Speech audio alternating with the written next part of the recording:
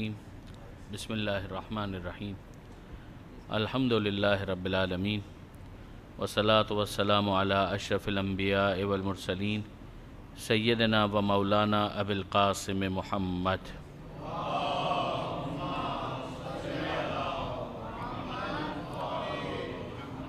و اہل بیت الطیبین الطاہرین المعصومین المظلومین المنتجبین المنتخبین المیامین لا سیما علی الامام المنتظر والحجۃ الثانی عشر واللعنۃ الدائمۃ الباقیۃ علی اعدائہم اجمعین من یوم ظلمہم الی قیام یوم الدین اللہم انا نرغب الیک فی دولۃ کریمہ تعز بها الاسلام و اہلہ وتذل بها النفاق و اہلہ وتجعلنا فیہا من الدعاة الی طاعتک والقادۃ الی سبیلک وترزقنا بها کرامۃ الدنیا والآخرہ رب اشرح لی صدری ویسر لی امری واحلل عقدۃ من لسانی یفقهوا قولی وجعلنی خالصا لوجہک الکریم یا اللہ صلوات علی محمد وآل محمد۔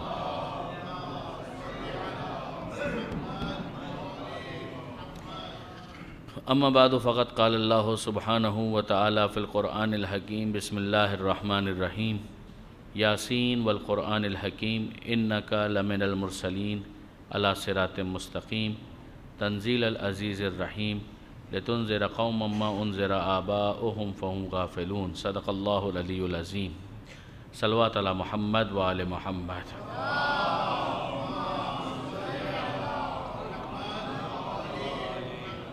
برادران عزیز، بنا کسی تمہید کے ہم موضوع پر آئیں۔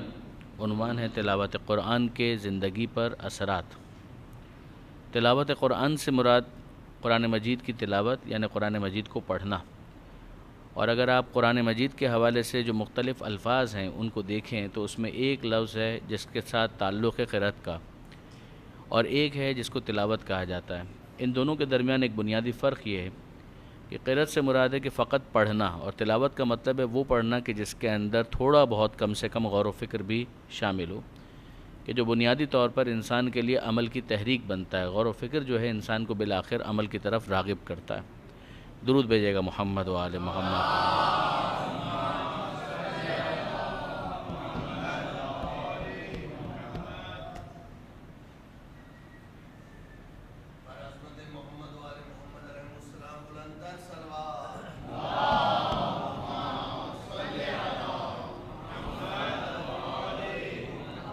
ایک مرتبہ پھر درود بھیج دیں محمد و آل محمد پر۔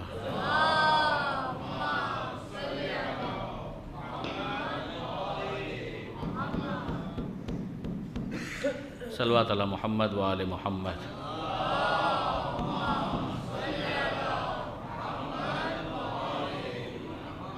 کہ ایک وہ پڑھنا ہے کہ جس کے اندر مقصد صرف اور صرف پڑھنا ہوتا ہے، اس کے اپنے فوائد تو ہیں، اس سے انکار نہیں ہو سکتا، مگر بہرحال قرآن مجید کی تلاوت کا جو معاملہ ہے وہ قرأت سے بالاتر ہے۔ اگر آگے میں اصفہانی کی مفردات اور دیگر کتابوں کو کہ جہاں پر تلاوت کے لفظ کو ڈسکس کیا گیا ہے دیکھا جائے تو یہ بات واضح طور پر سمجھ میں آتی ہے۔ میں اس پر بھی آپ کو بہت زیادہ نہیں روکوں گا۔ زندگی پر جب اثرات کی ہم بات کرتے ہیں تو قرآن مجید کا سب سے پہلا اثر جو پروردگار عالم ایکسپیکٹ کرتا ہے وہ یہ ہے کہ پیغمبر اکرم کی رسالت کو اسی قرآن کے ذریعے سے اسٹیبلش کیا جائے۔ جیسے سورہ یاسین کی آیت ابھی میں نے آپ کے سامنے تلاوت کرنے کا شرف حاصل کیا، اس میں پروردگار عالم یہی ارشاد فرماتا ہے کہ یاسین والقرآن الحکیم، قسم ہے اس قرآن حکیم کی، یعنی یہ حکمت والا قرآن اس بات کی گواہی دے رہا ہے کہ انک لمن المرسلین، کہ آپ یقیناً رسولوں میں سے ہیں۔ یہ کس طریقے سے اسٹیبلش ہو رہا ہے؟ قرآن مجید کی گواہی کے ذریعے سے، کہ اگر قرآن مجید خدا کا کلام ہے اور قرآن مجید کی جو اعجازی شان ہے وہ اسٹیبلش ہو جاتی ہے تو اس کا مطلب یہ ہے کہ قرآن مجید کا کوئی جواب نہیں لا سکا۔ یہ ایک بہت بڑا امپیکٹ، ایک بہت بڑا اثر ہے کہ جو معاشرے کے اندر کریٹ ہوتا ہے۔ یعنی اگر آپ اس کو بالکل ابتدا میں لے کر جائیں کہ جہاں پیغمبر اکرم اعلان رسالت کر رہے ہیں تو پیغمبر اکرم کا وہ کون سا معجزہ ہے کہ جو قیامت تک جانے والا ہے؟ وہ یہی قرآن مجید ہے۔ اگر قرآن مجید کو آپ درمیان میں سے ہٹا دیں تو اس وقت آپ کے اور میرے پاس پیغمبر اکرم ختمی مرتبت احمد مجتبیٰ محمد مصطفیٰ صلی اللہ علیہ وآلہ وسلم حضور کی رسالت کے لیے ایگزسٹنگ کوئی معجزہ موجود نہیں ہے، یعنی دیگر جو معجزات پیغمبر اکرم نے پیش کیے اور بالکل پیش کیے، مگر وہ اپنے زمانے کی حد تک محدود تھے۔ مثلا پیغمبر اکرم کا سورج کو پلٹا دینا، چاند کو دو ٹکڑے کر دینا، ستارے کو اتار دینا، یا انگریزوں کا پیغمبر اکرم کے ہاتھ پر تسبیح پڑھنا، یہ سب حق ہے، مگر یہ جن کے سامنے ہوا ان کے لیے تو یہ حجت تمام کرے گا۔ آج کے زمانے میں فرض کیجئے کہ اگر کوئی غیر مسلم ہے وہ ہم سے سوال کرے کہ میں آپ کے رسول کی رسالت کو کیوں قبول کروں، انہوں نے معجزات دکھائے تھے تو جن کے سامنے دکھائے تھے وہ ان کو مانیں، میرے سامنے آپ کے رسول نے کوئی معجزہ نہیں دکھایا، تو ہمارے پاس پیش کرنے کے لیے کون سی چیز ہے؟ یہی قرآن مجید ہے کہ جس کو ہم پیش کریں گے اور ہم کہیں گے کہ یہ ایک ایسا معجزہ ہے کہ جو ایور گرین ہے، سدا بہار ہے، خالدہ ہے، قیامت تک کے لیے معجزہ ہے۔ لہٰذا ہم دیکھتے ہیں کہ پروردگار عالم نے قرآن مجید کے اندر اس کا ذکر بھی کیا اور ایک سے زائد مقامات پر ذکر کیا ہے۔ ارشاد ہوتا ہے کہ ان کنتم فی ریب مما نزلنا علی عبدنا فاتوا بسورۃ من مثلہ، کہ اگر تم شک کی حالت میں ہو اس کے بارے میں کہ جو ہم نے اپنے بندے کے اوپر نازل کیا، اگر آپ اس کے فورس کو محسوس کریں کہ پروردگار کہہ رہا ہے کہ جو ہم نے نازل کیا تم اس کے بارے میں شک میں مبتلا ہو، تو اب ہم تم کو چیلنج یہ کرتے ہیں کہ فاتوا بسورۃ من مثلہ، کہ اس جیسا ایک سورہ بنا کر لے آؤ۔ یہ ایک بہت بڑا امپیکٹ ہے کہ جس کے نتیجے میں پیغمبر اکرم کی رسالت جو ہے وہ قیامت تک کے لیے اسٹیبلش ہوتی ہے۔ اگر قرآن مجید کا خدا کا کلام ہونا ہی ثابت نہ ہو سکے تو پھر ظاہر ہے کہ اس کی کسی اور تاثیر کے بارے میں بحث کرنا بیکار ہوگا۔ یہ جو قرآن مجید کا معجزانہ اسپیکٹ ہے وہ دو اہم کام کرتا ہے، ایک قرآن مجید کے کتاب خدا ہونے کو اسٹیبلش کرتا ہے اور ساتھ ہی ساتھ پیغمبر اکرم کی رسالت کو اسٹیبلش کرتا ہے، جس کے بعد پھر پیغمبر اکرم کی سنت کی حجیت وہ اسٹیبلش ہو جاتی ہے کہ اب اگر پیغمبر اکرم سے بھی جو کچھ ہمارے پاس آ رہا ہے، چاہے وہ قرآن میں نہ بھی لکھا ہوا ہو، مگر قرآن ہی کی روح سے وہ پروردگار عالم کی طرف سے حکم شرعی ہیں اور اس کے اوپر عمل کرنا ضروری قرار پاتا ہے، اس لیے کہ ہمارے سامنے وہ ساری آیتیں کھل کر آ جاتی ہیں کہ ما آتاکم الرسول فخذوہ، جو رسول تمہیں دیں لے لو، وما نہاکم عنہ فانتہوا، جس سے رسول تمہیں روکیں رک جاؤ، لقد کان لکم فی رسول اللہ اسوۃ حسنہ، تمہارے لیے رسول کی زندگی بہترین نمونہ عمل ہے، and so on so forth. یہ ساری جتنی بھی آیتیں ہیں ان سب کی اہمیت اسی وقت بنتی ہے کہ جب قرآن مجید کا کتاب خدا ہونا ثابت ہو جائے، ونڈو اوپن ہوتی ہے اور ہم پیغمبر اکرم تک چلے جاتے ہیں کہ ہاں یہ پیغمبر کی پیغمبری، ان کی رسالت اسٹیبلش ہو گئی، جو کچھ وہ کہہ رہے ہیں وہ سب کا سب خدا کی طرف سے۔ پھر اس کے بعد پیغمبر اکرم کی زبان سے جب ہمیں حدیث ثقلین ملتی ہے تو ایک مرتبہ پھر ہمارے لیے ایک ونڈو اوپن ہوتی ہے کہ انی تارکن فیکم الثقلین، کہ دیکھو میں تمہارے درمیان دو چیزیں چھوڑ کر جا رہا ہوں، کتاب خدا، اس کا کتاب خدا ہونا اسٹیبلش ہو چکا، میری رسالت اسٹیبلش ہو چکی، میں رسول ہوں قیامت تک، مگر فزیکلی اب تم کو نظر نہیں آؤں گا، مگر اب اس کے بعد کیا کوئی ہم ردیف قرآن ہے؟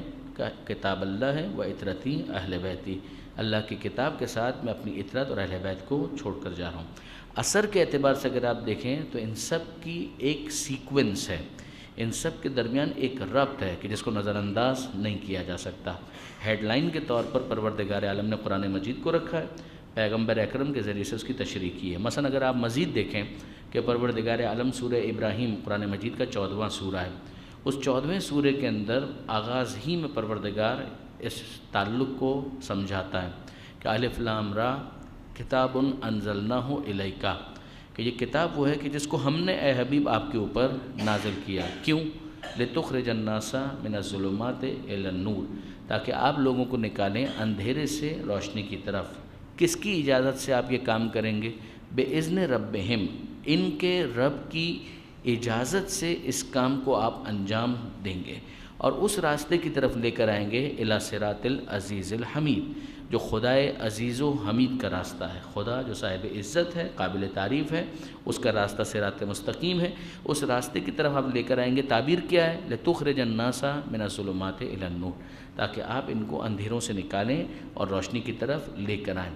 یہ اللہ کی ربوبیت کا تقاضا ہے کہ پروردگار عالم یہ پورا سسٹم اسٹیبلش کرے باذن ربہم، ان کے رب کی ربوبیت کا یہ تقاضا ہے۔ رب کہتے ہیں پالنے والے کو، کہ جب اس نے پیدا کیا ہے تو جب تک وہ چاہے گا زندہ رکھنا، اس پیدا کی ہوئی مخلوق کی سسٹیننس کے لیے، اس کی سروائیول کے لیے اہتمام کرے گا۔ جب اس نے پیٹ پیدا کیا ہے، جسم پیدا کیا ہے، تو اس کو بھی باقی رکھنا ہے، اور جب اس نے روح اور عقل پیدا کی ہے تو اس کو بھی باقی رکھنا ہے۔ پیٹ اور جسم کی پرورش کے لیے وہ غلہ دے گا، مویشی دے گا، اور جسم کے ساتھ روح کی تربیت کے لیے وہ عقل کے استعمال کا طریقہ دے گا، اور اپنی طرف سے وحی کو نازل کر کے قرآن کی صورت میں معجزہ خالدہ فراہم کرے گا۔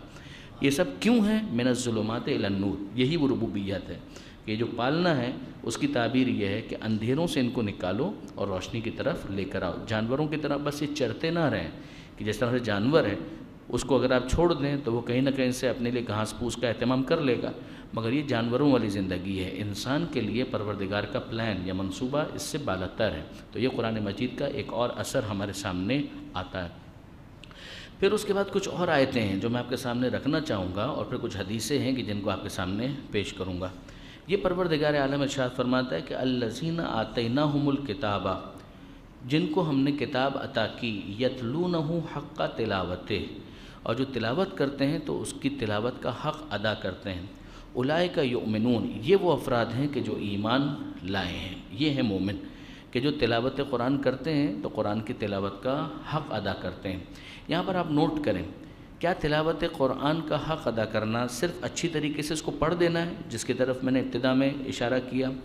نہیں، ایسا نہیں ہو پائے گا۔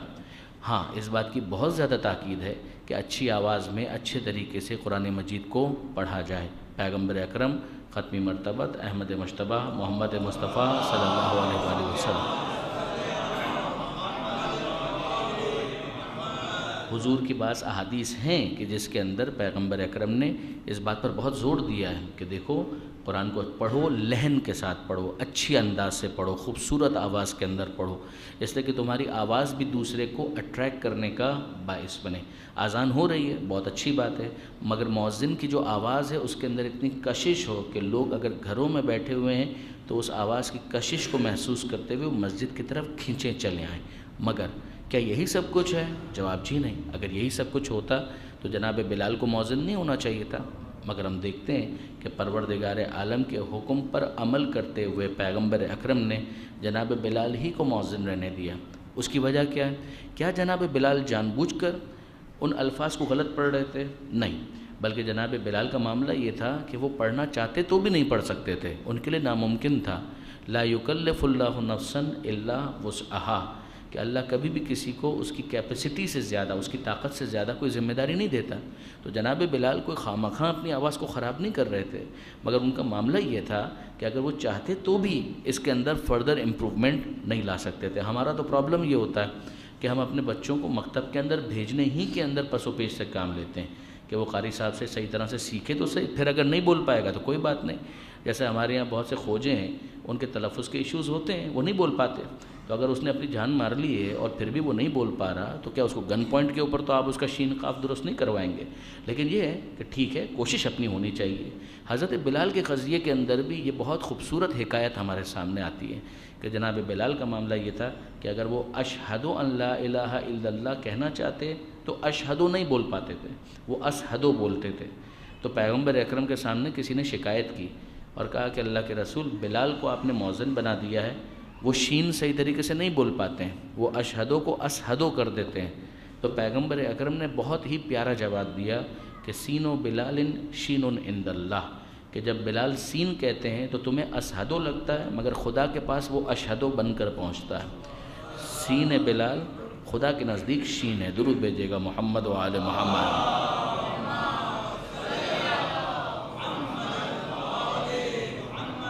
یہ وہ خلوص کی چاشنی ہے کہ جو پھر انسان کے اس ظاہری ایرر کو کور کرتی ہے، وہ اس کی مٹھاس کو برقرار بھی رکھتی ہے بلکہ اس کے اندر اضافہ کر دیتی ہے۔ ہم دیکھتے ہیں کہ کئی مرتبہ ایسا ہوتا ہے کہ ایک انسان ہے، فار ایگزامپل وہ 40s 50s کے اندر آ چکا ہے، اب وہ نہیں پڑھ پائے گا، یعنی اگر اس کے اندر کچھ پرابلمز رہ گئی ہیں، ممکن ہے کہ وہ بہت کوشش بھی کرے تو بھی صحیح طریقے سے وہ تجوید وغیرہ کے مسائل کو اوورکم نہ کر پائے، مگر کیا اب اس کی وجہ سے وہ قرآن کو نہ کھولے؟ یہ تو بہت بڑی زیادتی ہوگی۔ قرآن کو کھولیں، اگر کہیں مخرج کا کوئی پرابلم رہ بھی جائے گا خدا معاف کرے گا، اس لیے کہ قرآن مجید کی جو قرأت ہے وہ تو پہلا اسٹیپ تھا۔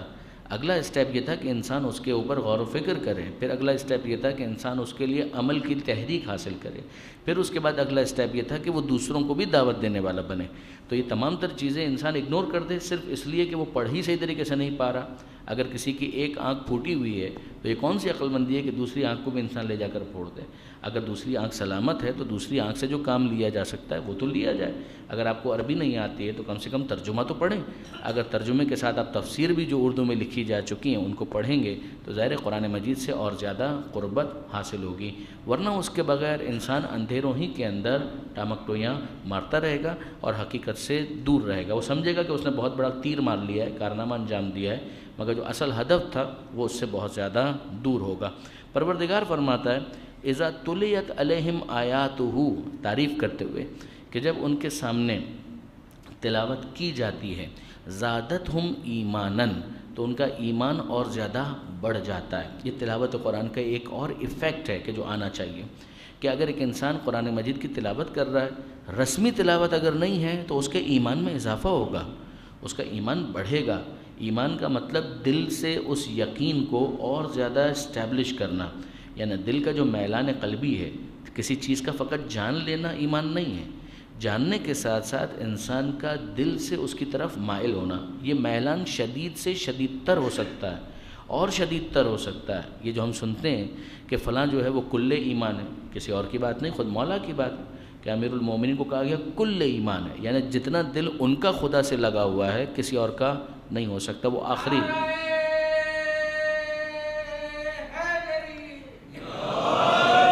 یا جناب سلمان فارسی کے لیے کہا گیا کہ وہ 10ویں درجے پر ہیں، یہ 9ویں درجے پر ہے، یہ 8ویں درجے پر ہے۔ اس کا مطلب یہ ہے کہ ایمان جو ہے وہ گھٹتا اور بڑھتا ہے۔ ایک ہے کسی چیز کو مان لینا، مگر ماننے کے بعد پھر اس میلان قلبی جو ہارٹ کا انکلینیشن ہے اس کے اندر جو شدت آتی ہے، اس کے ذریعے سے ایمان میں اور اضافہ محسوس ہوتا ہے۔ پروردگار فرماتا ہے اذا تلیت علیہم آیاتہ، کہ جب ان کے سامنے آیتوں کی تلاوت کی جاتی ہے، زادتہم ایمانا، تو جو ان کا ایمان ہے اس میں اور زیادہ اضافہ ہو جاتا ہے۔ یہیں پر امیر المومنین حضرت علی ابن ابی طالب علیہ السلام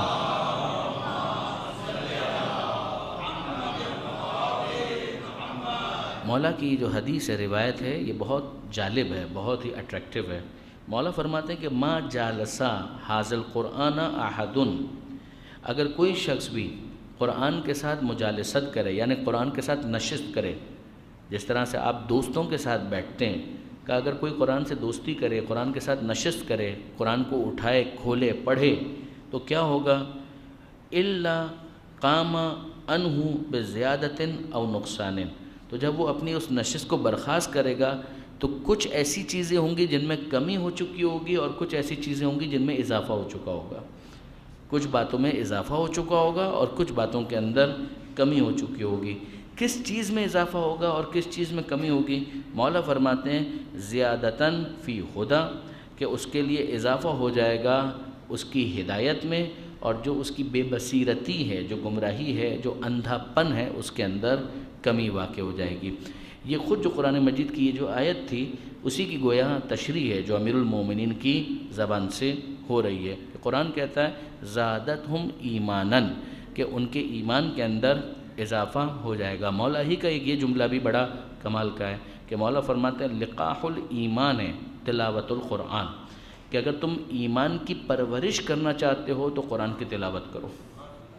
جس طریقے سے وہ بکری کا بچہ ہوتا ہے، چھوٹا ہے، آپ اس کو پراپرلی لک آفٹر کریں تو اس کی گروتھ بڑھنے لگے گی، اس کے جسم میں، اس کے حجم میں، اس کے وزن میں اضافہ ہونے لگے گا۔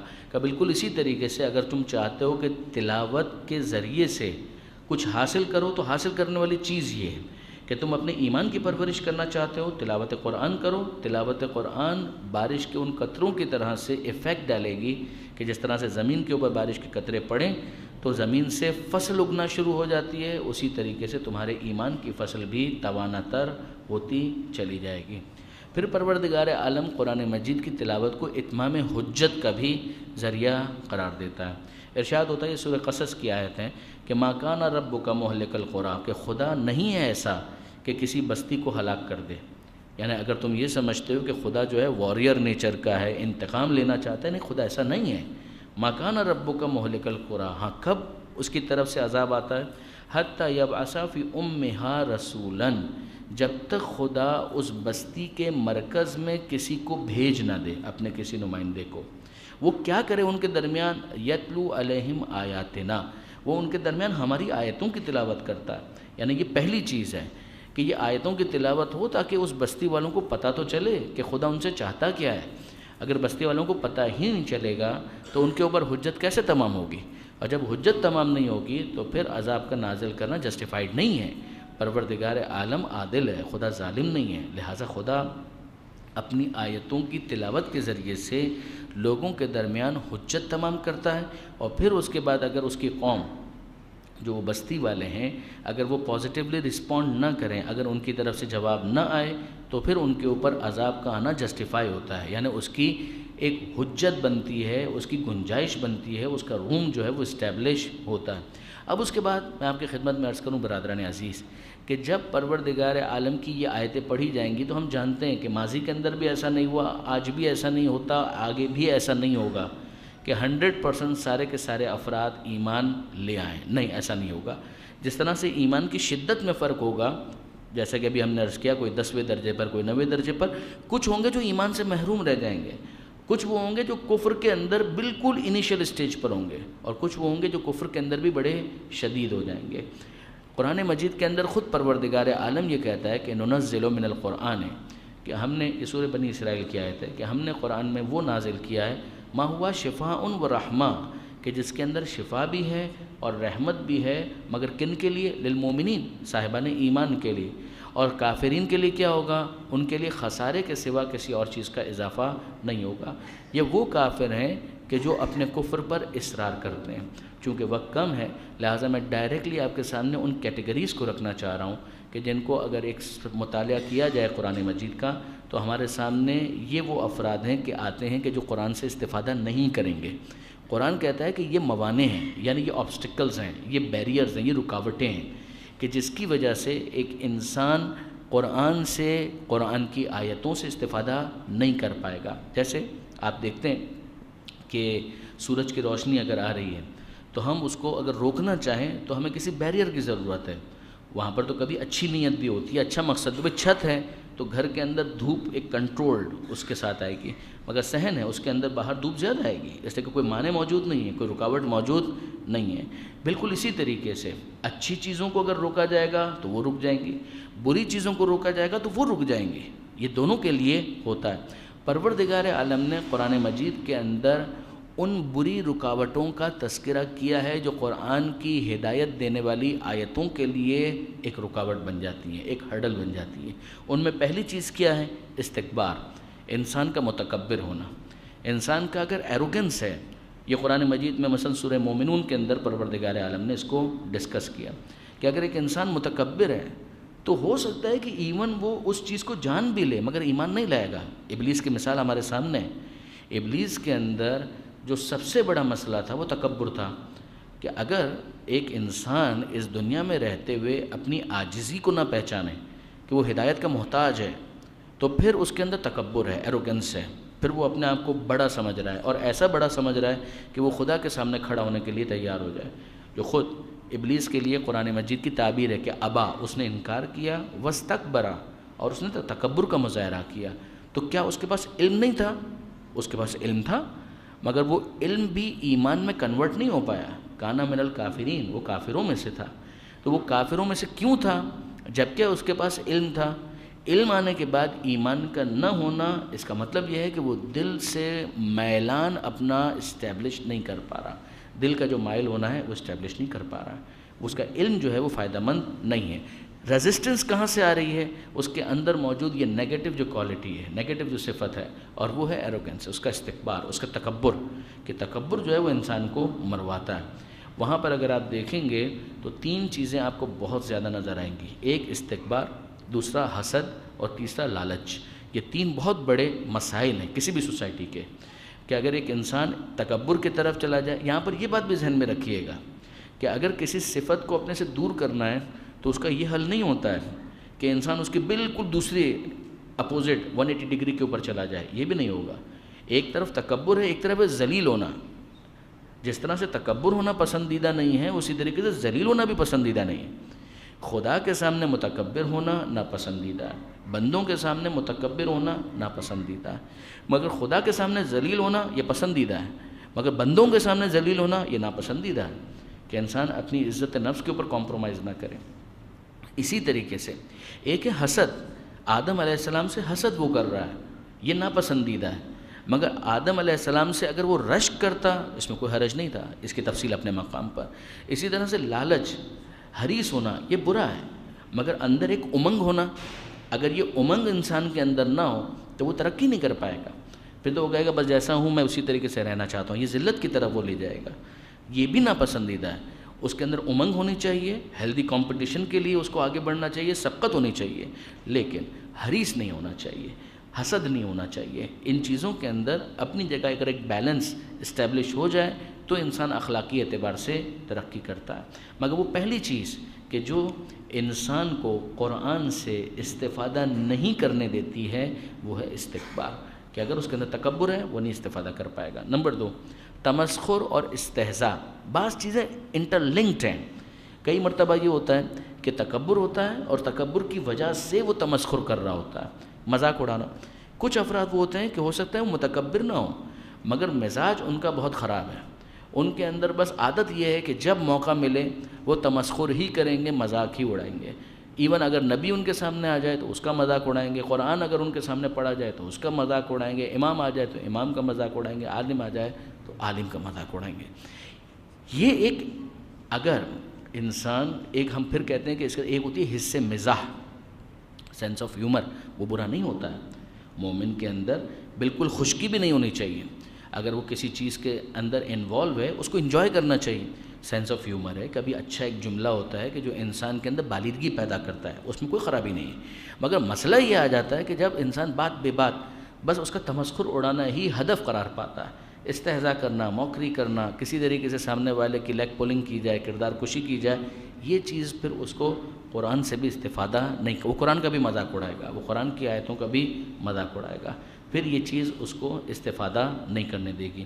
یہ سورہ نساء کے اندر پروردگار عالم نے ڈسکس کیا۔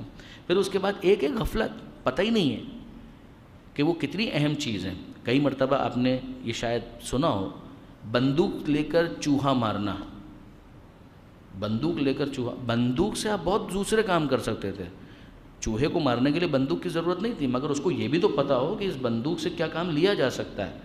جب وہ غافل ہے تو عین ممکن ہے کہ اس غفلت کی وجہ سے وہ استفادہ نہ کر پائے، اگر وہ پتہ ہی نہیں ہے اس کو کہ اس سے کیا کیا کام لیے جا سکتے ہیں۔ مثلا کئی مرتبہ ایسا ہوتا ہے کہ ہم کمپیوٹر کے جو ماہرین ہیں ان کو سنتے ہیں، وہ کہتے ہیں صاحب ونڈوز سے ساری زندگی انہوں نے بس یہ ٹائپ کرنے کا کام لیا، جبکہ ونڈوز سے اتنے کام، اس کو پتہ بھی تو ہونا چاہیے نا کہ اس سے کیا کیا کام لیے جا سکتے ہیں۔ وہ غافل ہے، اس غفلت کی وجہ سے وہ اس سے استفادہ ہی نہیں کر پا رہا کہ اس سے اور کیا کیا فائدے حاصل کیے جا سکتے ہیں۔ یہ امپورٹنٹ ہوتا ہے کہ اگر ایک انسان غافل ہے وہ استفادہ نہیں کر پائے گا۔ چوتھی چیز خود کفر ہے، کہ اگر ایک انسان طے کر کے بیٹھا ہے کہ مجھے نہیں ماننا ہے، کفر کا مطلب ہے انکار کرنا، کافر کو کافر اسی لیے کہتے ہیں کہ وہ انکار کرتا ہے۔ اگر وہ طے کر کے بیٹھا ہے کہ مجھے نہیں ماننا ہے تو وہ نہیں مانے گا۔ ابو جہل اگر انداز آپ دیکھیں، کیا ابو جہل قرآن کا جواب لا پایا تھا؟ نہیں۔ تو کیا قرآن مجید کا جواب نہ لانے کی وجہ سے وہ عاجز ہو گیا تھا؟ جواب جی ہاں۔ قرآن کے معجزہ ہونے کا مطلب یہی ہے کہ اس نے عاجز کر دیا۔ ابو جہل جواب لے کر آ سکا؟ نہیں لا سکا۔ قرآن نے اس کو عاجز کر دیا؟ جواب جی ہاں، عاجز کر دیا۔ مگر کیا وہ پھر ایمان لے آیا؟ جواب جی نہیں، وہ پھر بھی ایمان نہیں لایا۔ تو وہ کون سی چیز ہے کہ جو اس کو روک رہی ہے ایمان سے؟ اس کے کفر پر اصرار۔ ایک کافر ہوتا ہے جو معصوم کافر ہوتا ہے، اس تعبیر پر غور کیجیے گا۔ ایک سیدھا سادہ کافر ہوتا ہے، اس بیچارے کا اس کفر کے اوپر کوئی اصرار نہیں ہوتا ہے، اس کو نہیں پتہ چلا لہٰذا وہ کفر کیے بیٹھا ہے۔ ماں باپ کافر تھے لہٰذا وہ بھی کافر ہو گیا، لیکن کفر اس کے اندر پختہ نہیں ہے۔ یہ تو آپ کی ٹارگٹ مارکیٹ ہے، یہ تو وہ ہے کہ جس کے اوپر محنت کرنی ہے۔ مثلا وہ بوڑھی عورت ہے، پیغمبر اکرم پر کچرا پھینکتی ہے، پیغمبر اکرم اس کو کچھ نہیں بولتے۔ بیمار ہوتی ہے، پیغمبر عیادت کے لیے جاتے ہیں، وہ کہتی ہے کہ آپ مجھ سے انتقام لینے کے لیے آئے ہیں؟ کہا کہ نہیں، میں تیری طبیعت پوچھنے کے لیے آیا ہوں۔ وہ مسلمان ہو جاتی ہے۔ نہ ابھی آپ نے اس کے سامنے کوئی آیت پڑھی ہے، کچھ بھی نہیں پڑھا، نہ آپ کے سامنے اس کے سامنے کوئی فلسفہ بیان کیا ہے، نہ کوئی عقلی دلیل، کچھ بھی نہیں، یہ بیچاری اس کفر کے اوپر اصرار کے ساتھ نہیں ہے، مصر نہیں ہے اس کفر کے اوپر، وہ اس ماحول کی وجہ سے کفر کو اختیار کیے ہوئے۔ یہ ٹارگٹ مارکیٹ ہے، اس کو تو کنونس کریں، کبھی اخلاق کے ذریعے، کبھی دلیل کے ذریعے، کبھی کسی اور چیز سے، اور اس کو لے کر آئیں دائرہ اسلام میں۔ ایک وہ ہے جو اپنے کفر پر اصرار کرنا ہے، مختلف الذین اوتوا الکتاب الا من بعد ما جاءہم العلم بغیا بینہم۔ قرآن کہتا ہے کہ اہل کتاب میں وہ بھی ہیں کہ جنہوں نے اختلاف کیا، مگر ان کا اختلاف بعد اس کے ہے کہ ان کے پاس علم آ چکا ہے۔ پھر وہ کافر کیوں ہیں؟ وہ اپنے کفر کے اوپر اصرار کرتے ہیں۔ ابو جہل ہے، وہ اپنے کفر پر اصرار کرتا ہے۔ ابو لہب ہے، وہ اپنے کفر پر اصرار کرتا ہے۔ اس کو کہتے ہیں کفر جہودی، کہ جانتے بوجھتے پھر انکار کرنا اصرار کے ساتھ، جبکہ چیز کلیئر ہو چکی ہے، چیز کے اندر کوئی چیز بھی محمل نہیں ہے، مبہم نہیں ہے، ویک پکچر نہیں ہے، مگر پھر بھی وہ انکار کر رہا ہے، وہ اپنے کفر کے اوپر اصرار کر رہا ہے۔ تو کفر خود اپنی جگہ پر ایک بہت بڑا ریزن بنتا ہے۔ پھر ایک ہے کور دلی، دلوں کا اندھا ہو جانا۔ ایک انسان ہے، اگلی چیز جو ہے اس کو بھی اگر ساتھ میں لے لیں، گناہ۔ کئی مرتبہ انسان اپنے گناہ کی وجہ سے، گناہوں کی کثرت کی وجہ سے، بظاہر مسلمان بھی ہو، وہ قرآن سے استفادہ نہیں کر پائے گا، پھر دلوں کے اوپر زنگ چڑھ جاتا ہے، اور زنگ کی وجہ سے ایک رکاوٹ پیدا ہو جاتی ہے۔ یعنی پروردگار عالم جو یہ تعبیر استعمال کرتا ہے نا، ختم اللہ علی قلوبہم وعلی سمعہم وعلی ابصارہم غشاوہ، کہ اللہ نے ان کے دلوں کے اوپر مہر لگا دی ہے، اور ان کے کانوں کے اوپر بھی، اور ان کی آنکھوں کے اوپر پردہ ڈال دیا ہے۔ یہ بغیر کسی وجہ کے نہیں ہوتا، یہ تو رزلٹ ہے، یہ تو نتیجہ ہے۔ مگر یہ رزلٹ کیوں آیا؟ اس کی وجہ یہی ہے کہ اس نے جب اپنی صلاحیتوں کو گیو ان کر دیا، جب اپنی صلاحیتوں کو وہ استعمال نہیں کرے گا تو وقت آئے گا کہ وہ نعمت اس سے سلب ہو جائے گی، وہ چھن جائے گی۔ اگر ایک انسان ہے اپنی عقل کو ایک لمبے عرصے تک استعمال نہ کرے تو اس کی عقل بھی اس کو فائدہ دینا بند کر دے گی۔ اگر ایک انسان اپنے مائنڈ کو پریکٹس میں نہیں رکھے گا تو اس کا دماغ جو ہے وہ آہستہ آہستہ ساتھ چھوڑ دے گا، وہ شارپنیس باقی نہیں رہے گی۔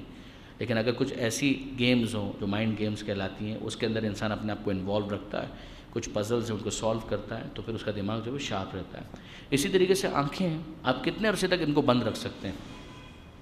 اگر ایک شخص ہے وہ اندھے کنویں کے اندر ہے اور وہاں پر اس کو کچھ نظر نہیں ہے، روشنی نہیں ہے، تو ایک وقت آئے گا کہ آنکھیں صحیح ہونے کے بعد خراب ہو جائیں گی۔ اب اگر آپ اس کو روشنی میں بھی لے کر آئیں گے تو وہ استعمال کے قابل نہیں رہیں گی۔ یہی معاملہ انسان کے دل اور اس کی روح اور اس کی عقل کا بھی ہے، کہ اگر وہ ایمان کی طرف توجہ نہیں کرے گا تو ایک وقت آئے گا کہ جب اس کا یہ دل، اس کی روح اور اس کا عقل کا جو معاملہ ہے وہ سسپینڈ ہو جائے گا، اور اس کے بعد پھر وہ ان سے استفادہ نہیں کر پائے گا۔ اس کو کہتے ہیں ختم اللہ علی قلوبہم، کہ اللہ نے ان کے دلوں کے اوپر مہر لگا دی، بغیر کسی وجہ کے نہیں۔ جب انہوں نے استعمال نہیں کیا تو پھر ان سے اس نعمت کو سلب کر لیا جائے گا۔ یہاں پر یہ جو فیکٹرز ہیں ان کو بھی ہم روکتے ہیں، آگے بڑھیے۔ کچھ حدیثیں ہیں کہ اب اگر ایک انسان ایمان کے ساتھ معجزے کے ذریعے کنونس ہو گیا، ایمان لے آیا، اور اب وہ اپنے ایمان میں اضافے کے لیے قرآن مجید کی تلاوت کرتا ہے، کیا حاصل ہوگا اس کو؟ اب یہ کچھ حدیثیں ہیں، ان کو ذرا سن لیجئے اور ہم آج کی اس نشست کو مکمل کریں۔ چھٹے امام، امام جعفر صادق علیہ الصلوۃ والسلام،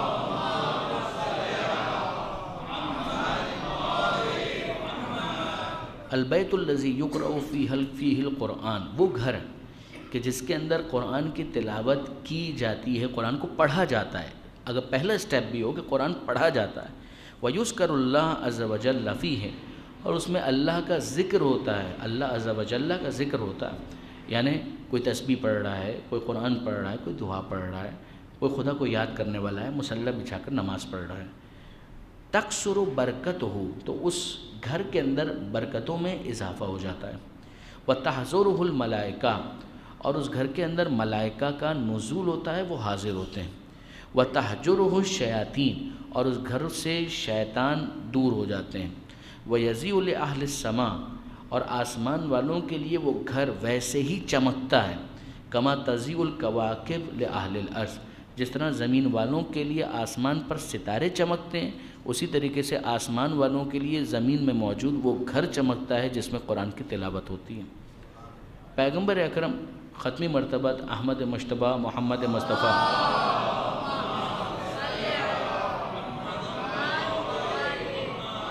پیغمبر اکرم فرماتے ہیں کہ یطفح عن تال القرآن بل والآخرہ، قرآن کی تلاوت کرنے والے سے آخرت کی بلاؤں کو دور کر دیا جاتا ہے۔ یہاں قرآن کی تلاوت ہوتی ہے، اس کا امپیکٹ وہاں پر آتا ہے کہ جو آخرت کی مشکلات ہیں ان کو دور کر دیا جاتا ہے۔ پیغمبر اکرم ہی کی حدیث ہے کہ نوّروا بیوتکم بتلاوت القرآن، اپنے گھروں کو قرآن کی تلاوت کے ذریعے سے منور کرو، اس کو نورانی بناؤ۔ فإن البیت اذا کثر فیہ، اگر ایک گھر کے اندر قرآن کی تلاوت کی کثرت ہو جائے، کثر فیہ تلاوت القرآن، تو اس کے گھر کی خیر و برکت میں بھی اضافہ ہوتا ہے، اور اس کے جو اہل ہیں یعنی گھر والے جو ہیں ان کے لیے نعمتوں میں بھی خدا کی طرف سے اضافہ ہو جاتا ہے۔ مولا کا جملہ ہے، مولا فرماتے ہیں کہ افضل الذکر القرآن، ذکر میں افضل ترین ذکر خود قرآن ہے۔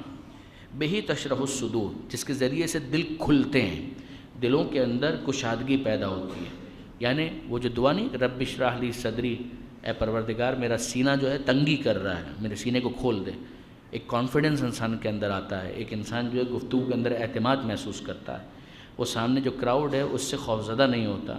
جو سنتے ہیں نا کہ آڈینس کا پریشر ہوتا ہے، اتنے لوگ موجود ہیں، اتنے تماشائی موجود ہیں، کیسے کھیلیں گے، یہ ساری چیزیں، اس کے لیے انسان دعا مانگتا ہے کہ اے پروردگار میرے سینے کو کھول دے۔ خود حضرت موسیٰ علیہ السلام کی یہ دعا ہے کہ اے پروردگار میں تبلیغ کے لیے جا رہا ہوں، فرعون سامنے ہے، فرعون کے حواری سامنے ہیں، اس کے جتنی بھی ایلیٹ کلاس ہے جس کو قرآن ملع سے تعبیر کرتا ہے، کہا کہ وہ ان کے پاس میں جا رہا ہوں، میرا سینہ کھول دے، رب اشرح لی صدری۔ اور خود پروردگار عالم نے پیغمبر اکرم کے لیے اپنی عنایتوں میں اس کو شمار کیا ہے کہ الم نشرح لک صدرک، کہ حبیب کیا ہم نے آپ کے سینے کو کھول نہیں دیا؟ یعنی خدا نے اس کو اپنی ایک نعمت شمار کیا ہے۔ مولا کہتے ہیں بہی تشرح الصدور، کہ قرآن کی تلاوت کے ذریعے سے سینوں کے اندر کشادگی پیدا ہوتی ہے، خدا سے قریب ہو جاتے ہیں تو دوسرے افراد کا خوف ختم ہو جاتا ہے، کہ دوسرے افراد کا خوف اس کو متاثر نہیں کر پاتا۔ وَتَسْتَنِيرُ السَّرَائِرُ، اور جو انسان کا انر ہے، جو اس کا باطن ہے، اس کے اندر نور پیدا ہوتا ہے، اس کے اندر روشنی آتی ہے۔ پیغمبر اکرم کا ہی ایک اور جملہ ہے، حدیث فرماتے ہیں القرآن افضل کل شیء دون اللہ، اللہ کے بعد افضل ترین اگر کوئی چیز ہے تو قرآن ہے۔ فمن وقر القرآن، جس نے قرآن کی تعظیم کی، فقد وقر اللہ، اس نے گویا اللہ کی تعظیم کی۔ ومن لم یوقر القرآن، اور اگر کسی نے قرآن کی تعظیم نہیں کی، فقد استخف بحرمت اللہ، تو اس کا مطلب یہ ہے کہ اس کی نظر میں خدا کی بھی کوئی حرمت نہیں ہے۔ پیغمبر اکرم ہی کا یہ جملہ ہے، فرماتے ہیں اذا التبست علیکم الفتن، جب تمہارے لیے فتنے تم پر چھا جائیں، چیزیں مشتبہ ہو جائے، پتہ نہیں یہ صحیح ہے، پتہ نہیں وہ صحیح ہے، یہ صحیح ہے، وہ غلط ہے، وہ غلط ہے، یہ صحیح ہے، نہیں سمجھ میں آ رہا۔ اذا التبست علیکم الفتن کقطع اللیل المظلم، ویسی تمہارے لیے کنفیوژن آ جائے کہ جس طرح سے اندھیری رات، کہ جس میں ہاتھ کو ہاتھ سجائی نہیں دیتا، کہاں جاؤں، دائیں بائیں کچھ سمجھ میں نہیں آ رہا۔ فعلیکم بالقرآن، جب ایسی حالت ہو جائے تو تمہاری ذمہ داری ہے کہ تم قرآن کا دامن تھامو اور قرآن سے جڑ جاؤ۔ مولا فرماتے ہیں، یہ جملہ تو مولا کا میں عرض کر چکا کہ ما جالس ھذا القرآن احد، جب بھی قرآن کے ساتھ کوئی نشست کرتا ہے تو کچھ ہے کہ جس میں اضافہ ہوتا ہے، کچھ ہے کہ جس میں کمی ہوتی ہے۔ ہدایت میں اضافہ ہوتا ہے، گمراہی کے اندر کمی ہو جاتی ہے۔ اور پیغمبر اکرم کا یہ آخری جملہ جس کے اوپر ہم اپنی بات کو مکمل کریں اور 40 منٹ مکمل ہو جائیں گے، پیغمبر فرماتے ہیں فضل القرآن علی سائر الکلام، قرآن کی فضیلت دیگر تمام کلام کے اوپر ویسی ہی ہے کہ فضل اللہ علی خلقہ، جیسی اللہ کی فضیلت ہے اپنی تمام مخلوقات کے اوپر۔ جس طرح سے اللہ فوقیت رکھتا ہے مخلوق کے اوپر، اسی طرح سے قرآن فوقیت رکھتا ہے کلام کے اوپر۔ وآخر دعوانا ان الحمد للہ رب العالمین۔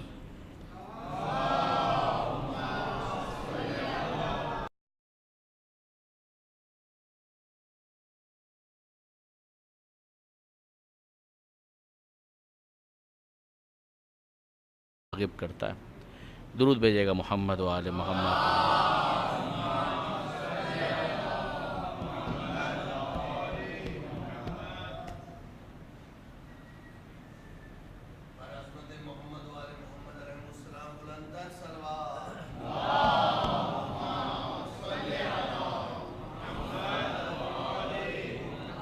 ایک مرتبہ پھر درود بھیج دیں محمد و آل محمد پر۔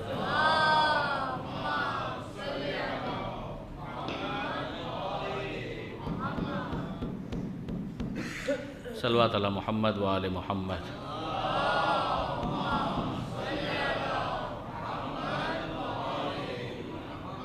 کہ ایک وہ پڑھنا ہے کہ جس کے اندر مقصد صرف اور صرف پڑھنا ہوتا ہے، اس کے اپنے فوائد تو ہیں، اس سے انکار نہیں ہو سکتا، مگر بہرحال قرآن مجید کی تلاوت کا جو معاملہ ہے وہ قرأت سے بالاتر ہے۔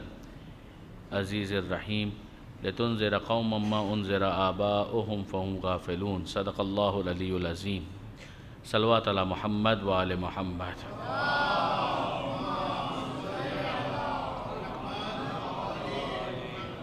برادران عزیز، بنا کسی تمہید کے ہم موضوع پر آئیں۔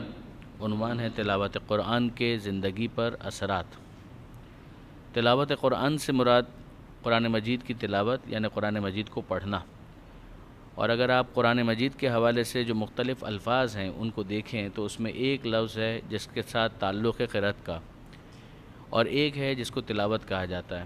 ان دونوں کے درمیان ایک بنیادی فرق یہ ہے کہ قرأت سے مراد ہے کہ فقط پڑھنا، اور تلاوت کا مطلب ہے وہ پڑھنا کہ جس کے اندر تھوڑا بہت کم سے کم غور و فکر بھی شامل ہو، کہ جو بنیادی طور پر انسان کے لیے عمل کی تحریک بنتا ہے۔ غور و فکر جو ہے انسان کو بالآخر عمل کی طرف راہم اجمعین من یوم ظلمہم الی قیام یوم الدین، اللہم انا نرغب الیک فی دولۃ کریمہ تعز بها الاسلام و اہلہ وتذل بها النفاق و اہلہ وتجعلنا فیہا من الدعاة الی طاعتک والقادة الی سبیلک وترزقنا بها کرامۃ الدنیا والآخرہ، رب اشرح لی صدری ویسر لی امری واحلل عقدۃ من لسانی یفقہوا قولی وجعلنی خالصا لوجہک الکریم یا اللہ۔ صلوات علی محمد و آل محمد۔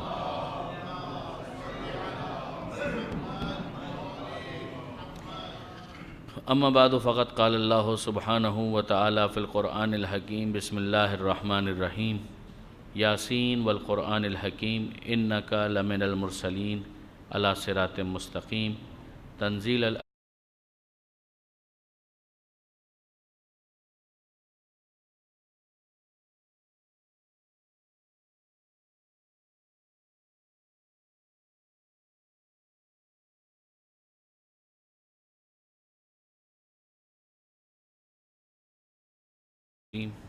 بسم اللہ الرحمن الرحیم، الحمدللہ رب العالمین، والصلاة والسلام علی اشرف الانبیاء والمرسلین، سیدنا و مولانا ابی القاسم محمد۔